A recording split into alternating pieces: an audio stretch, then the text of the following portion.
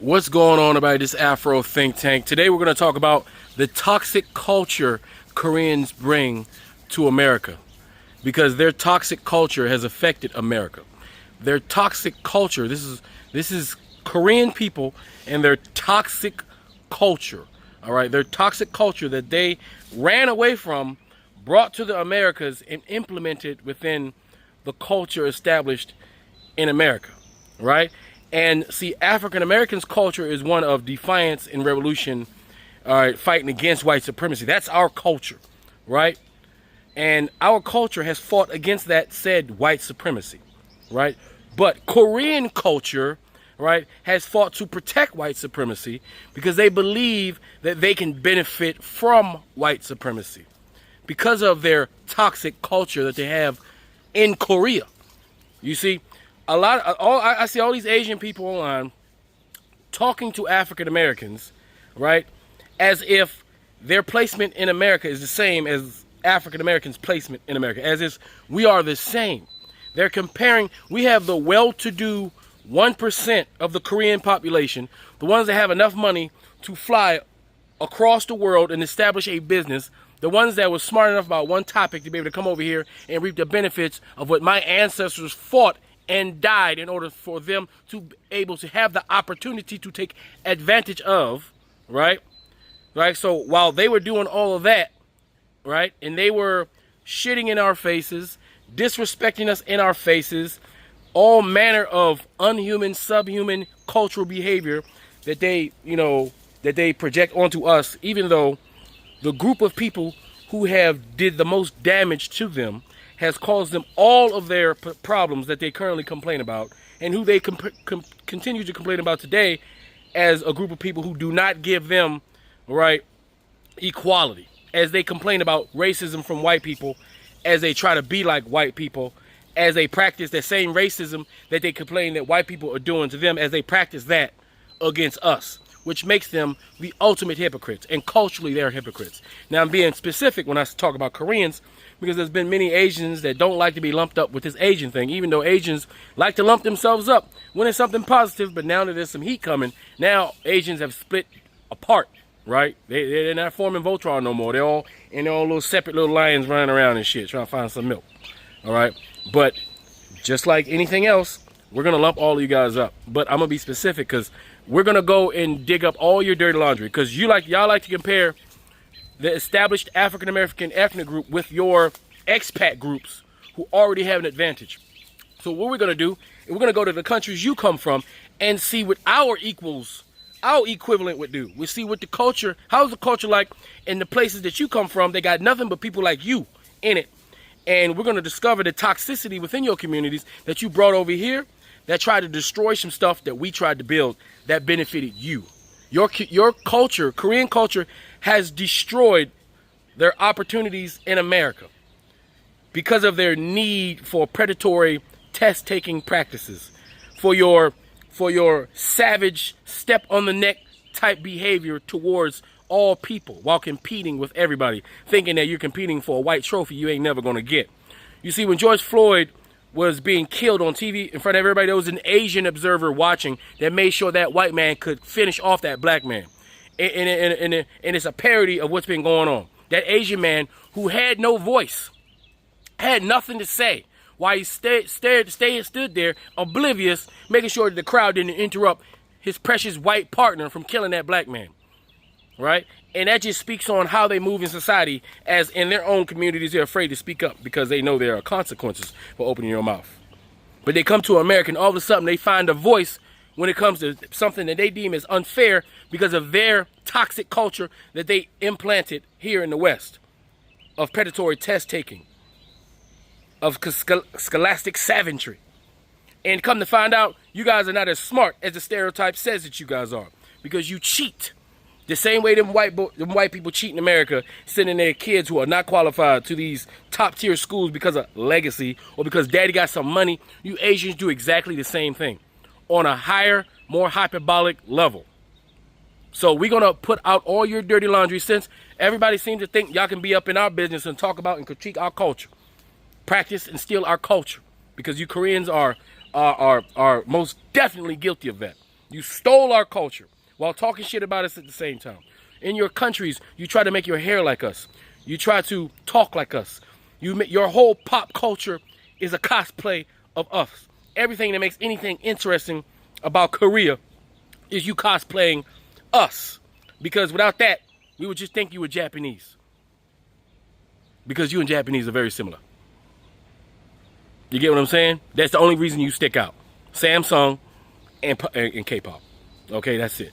Other than that, outside of your cosplaying of black culture, in order to create a culture that you guys like, because your culture now, current culture now, you Korean current culture is black culture that you guys have taken to create a culture that you deem better than the one that y'all had before. Because y'all run away from your own culture, right?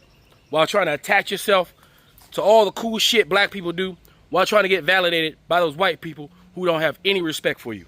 Your priorities are not in order. So I'm going to remind you. And I'm going to show you how much of a hypocrite you guys are. And I want the whole world to see why it is that you Koreans are the way that you are in America. They need to understand where you're coming from. Your cultural practices. The dirty stuff in the closet that y'all don't talk about while y'all pretend to be these great patriots, these great immigrants, these model minorities. While y'all pretend and fake like y'all guys have some sort of level of humanity that we don't inherently have, I'm going to put your shit on Front Street the way you guys think is okay to put our things on Front Street. Because it's fair game now. Everybody going to get it.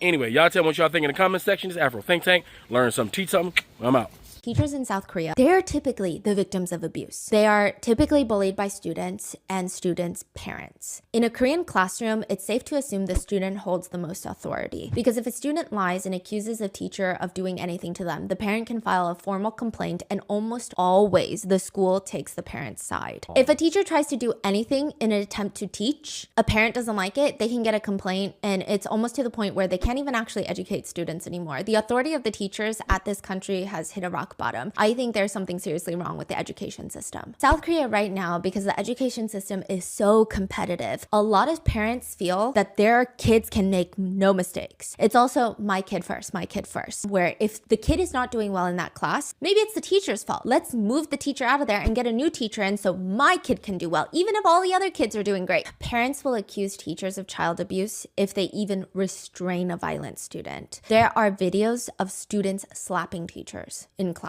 Or if a teacher tells a student they're disrupting the class to be quiet, they can be accused of emotional abuse. One example, a teacher took away reward stickers because the student with the reward stickers tried to attack another student with a pair of scissors. So they took away the reward stickers because you don't get a reward for being violent. And formal complaints were filed by the parents, which then in turn the administration reprimanded the teacher. Teachers are saying they don't even feel safe to teach at this point. And within a span of a week in 2024, multiple teachers in South Korea self-exited. A few of them on school grounds. Over 100 teachers have self-exited in the past 5 years in South Korea. One of the victims who self-exited had been bullied by parents at the school for just trying to teach and discipline the kids. She wrote in her diary that every time she even enters a classroom, she feels, quote, "My chest feels too tight. It feels like I'm gonna fall somewhere." The 23-year-old has PTSD from entering a classroom because of the bullying she faced from the students' parents. She was found dead in her classroom by her colleagues, which triggered a 200,000 teacher protest in front of the National Assembly. The teachers are not here to protest for a raise. We're just asking that the government protect teachers from unfair situations that are brought upon by students and by students' parents. We Korean teachers only want the right to teach. That's it, without worrying about things that have nothing to do with education. That's all we want.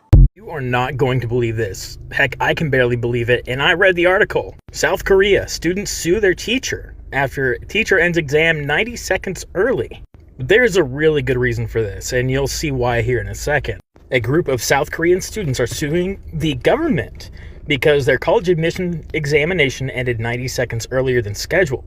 They're asking for 20 million won, or $15,400 each, the cost of a year's studying to retake the exam. The error affected the rest of the students' exams, their lawyer said. The country's infamous college admission test, known as Sunyung, is an 8-hour marathon with back-to-back papers in multiple subjects. 8 hours of writing papers. That's insane. The Sunyung is one of the hardest exams in the world, and the stakes are very high. It not only determines university placements and jobs, but even future relationships. A number of measures to help students concentrate are taken during the annual event, such as closing the country's airspace and delaying the opening of the stock market. Yeah, this is serious. So you'd think they want to have their time down pack, because you can't be messing this up. This is like a once-a-year thing. The results of this year's exam were released on 8 December. The lawsuit filed on Tuesday by at least 39 students claimed that the bell rang earlier at a test site in the capital of Seoul during Korean, which is the first subject of the exam. And by Seoul, I mean Seoul. Some students protested immediately, but say the supervisors still took their papers away.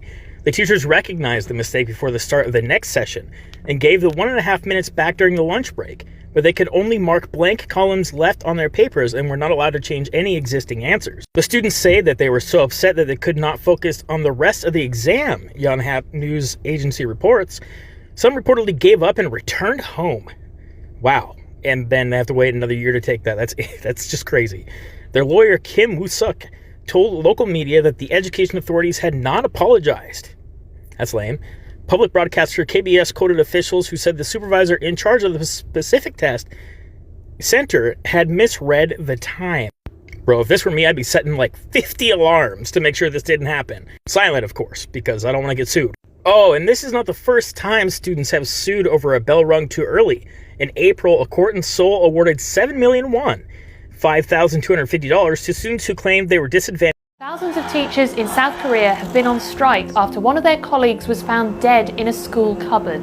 They're demanding schools protect them from bullying by parents. The protest began after a 23-year-old primary school teacher in Seoul was found dead in July.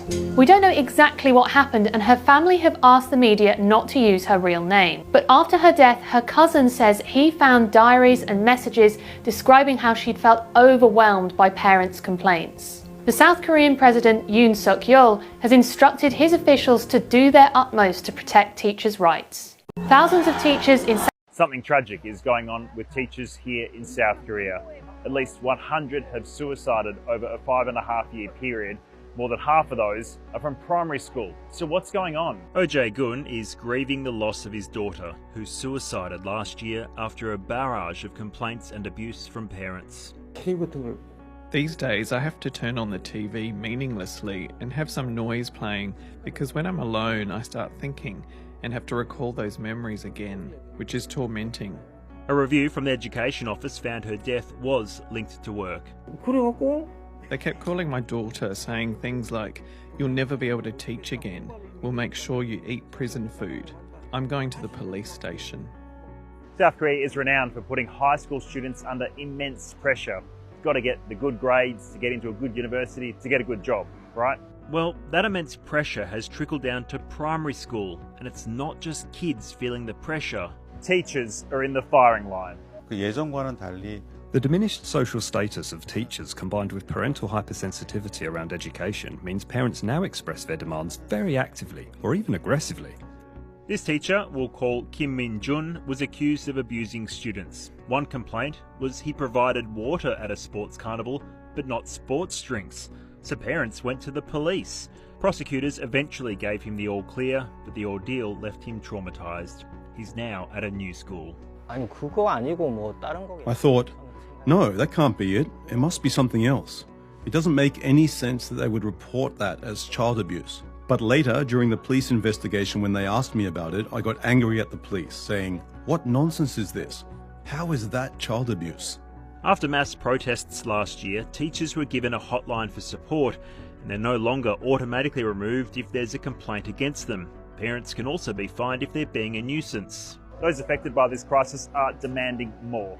More support from schools to ensure the welfare of teachers, and more pushback against aggressive parents. A lesson for parents to respect teachers may prove much harder. The shift in student and parent behaviour from just a decade ago is striking.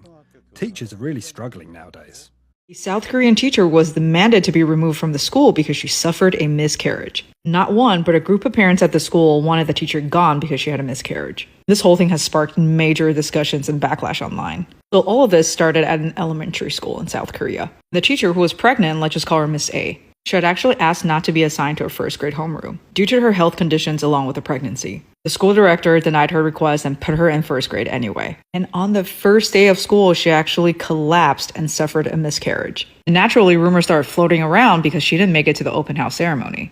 And guess what the school did? The school actually publicly announced Miss A's miscarriage to all the parents. After that, instead of showing some sympathy, some of the parents started contacting the Board of Education. Stuff like, is Miss A even mentally stable to be teaching the kids, and that they want her replaced. When Miss A finally returned to work, one of the students actually went up to her and said, "Hey, your baby died." She was extremely shocked and called the parent of the child, asking why a kid would say such a thing. The parent's response was, "Hey, our kid is just mature, but he didn't say anything wrong." And the internet is furious, saying that the miscarriage should not have ever been announced publicly. The school director's behavior should be reported. What do you think?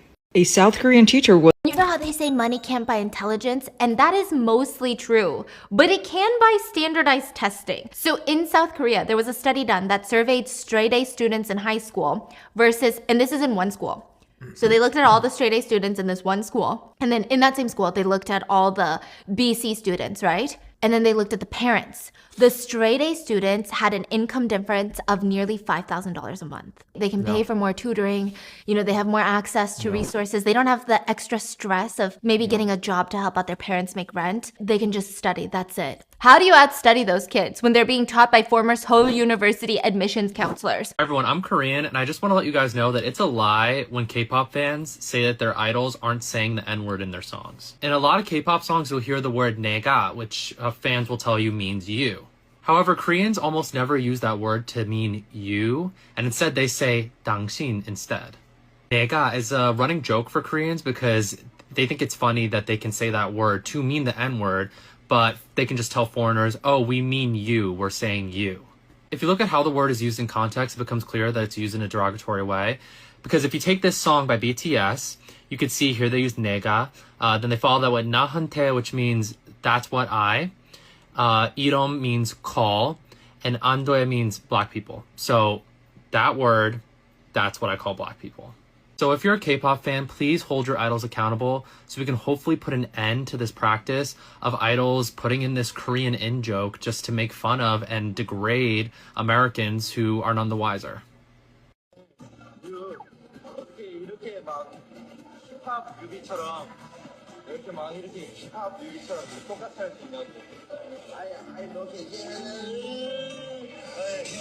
Like him? Yeah. Just a friendly reminder that black people have helped every single oppressed group fight for their rights. Just to have every single one of those groups turn their backs on us. Just a friendly reminder. Fuck them again. Fuck them. Them and you is not friend. Fuck them. Them no need to be in your life. So why you making them cause you nothing but trouble and strife? Fuck them. Free Sudan. Boycott diamonds and gold. Free Sudan. Boycott diamonds and gold. We most definitely cannot forget about the people of Sudan. Thanks for watching Afro Think Tank. Don't forget to like, share, and subscribe. And follow me on Substack and Patreon for more content. Remember, it's Pan-Africanism or nothing.